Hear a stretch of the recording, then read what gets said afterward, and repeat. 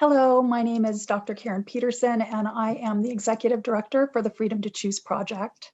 This morning, I had the great privilege of speaking to Adamu Chan, who is one of our alumni who was recently released from San Quentin. I first met Adamu several years ago at Valley State Prison for Men when he attended one of our weekend workshops. From there, he became a very active part of our Freedom to Choose community there at Valley State Prison for Men, attending our weekly Sunday afternoon meetings that we would have. He went on to become a mentor to a lot of men who were new on their path to freedom through the Freedom to Choose project, right up until the point where he transferred to San Quentin. So it was great to have an opportunity to talk to him about the role that Freedom to Choose has played in his own path to inner freedom and personal growth and healing, and how he took that with him when he moved on to San Quentin. So, Freedom to Choose is launching its annual campaign called Planting Seeds of Freedom. And what the money that we're raising this year is going to go toward is developing really solid self-study curriculum so that we can provide not only the curriculum, but the infrastructure to support what they call in-cell programming to more folks who are currently incarcerated in the state of California and on a national level and ultimately even globally. So what we learned through the pandemic when all of the programming was put on hold was that we really needed to find a way to provide support to folks that wanted to continue doing the rehabilitative work to prepare themselves and to find that place of inner freedom. So we developed some self-study curriculum that we quickly got out to the 5 prisons that we support. And from there, it went viral in a good way, in that we started getting requests from these prisons all over the state of California that we had never done in-prison programming at. Where folks had just through word of mouth heard about the Freedom to Choose curriculum and had written in and requested the materials be sent to them. So now all of a sudden we are in 36 of the 39 California prisons. So that has really been a great lesson for us. We always like to look at the blessings inside the most difficult times. And this has definitely been a blessing because it has supported us in getting the Freedom to Choose tools out in a way that we, quite frankly, had never even thought of. So what we've decided is that we really want to develop this curriculum so that we can provide these materials to the prisons that we won't necessarily ever have in prison programming at, and really in an effort to support folks as they gain a greater level of understanding of what restricts them from finding that inner freedom. So we hope that you enjoy this interview with Adamu and get to know him a little bit better. And we would love to see you at one of our community events. We hold them now twice monthly. They're what we call online trio events. So you get a chance to sit in trio and kind of experience a little bit of the flavor of what we do inside the California prison. So we would love to see you at one of our upcoming events. So with that, please enjoy this interview and I hope to see you soon. So thank you. Okay, Adamu, I'd like to welcome you to our little interview session for the Freedom to Choose project. And I'm just so grateful to be with you here today. It's a dream come true to be on this side of the wall with you after having known you for so many years on the inside. So let's start with you just telling us a little bit about yourself. Yeah, my name is Adamu Chan, and I was recently released from San Quentin about a month ago. And I spent the last 2 years at San Quentin, but prior to that, I was at Valley State. And that's where I came into contact with Karen and the rest of the Freedom to Choose family. And I'm just happy to be here with you too, Karen, and to be talking on this side, even though there is some distance, but yeah. So how did you first find out about Freedom to Choose? I came to Valley State in 2016, at the end of 2016.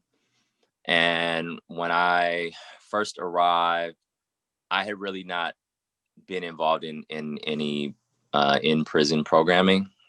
So when I got to Valley State, I saw some people that I knew, and they told me about the program, and I took part in the 2-day weekend um, uh, workshop. And yeah, I was pretty much like from the jump, just taken by everything that was going on. So what was it about freedom to choose that stood out to you? What made it different, or what made it impactful to you? Yeah, I think one of the things that really made an impact on me, was the curriculum and what, like the skills and tools that I learned. But I think what got me initially was that I think prior to that, I had never really experienced, um, I think I had never really experienced like community on the inside. Mm-hmm. And I had never experienced outside volunteers who addressed me by my first name. And I had never experienced, I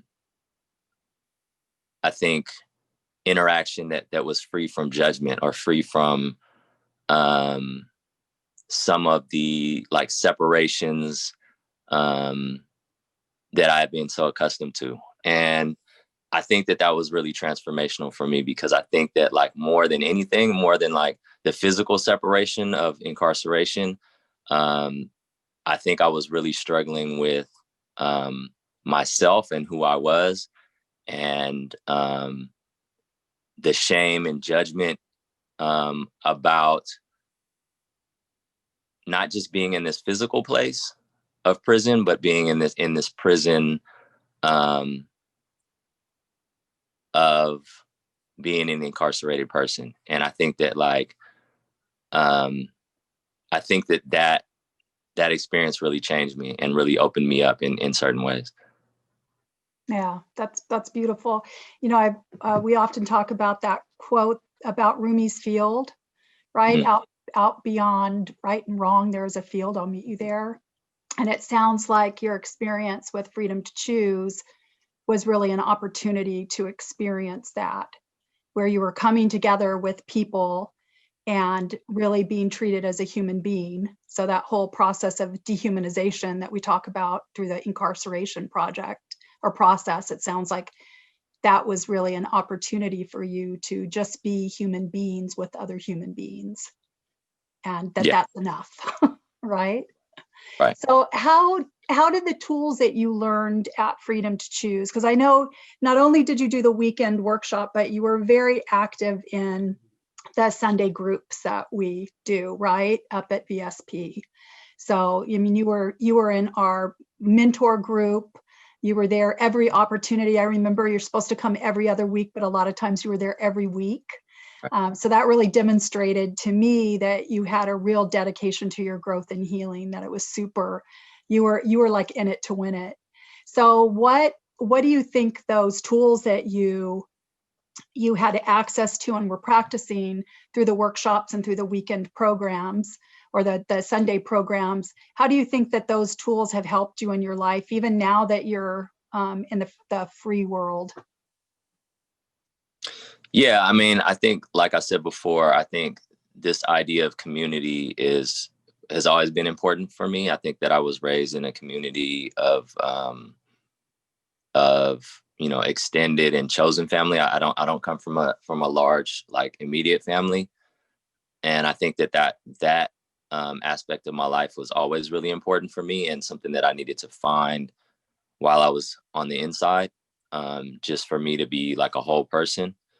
Mhm. And I think that, to me, that was the most important thing, and that was a place where I felt like people, I found like-minded um, people who were trying to find purpose in their lives and trying to be better and trying to improve themselves and improve their communication and improve their relationships.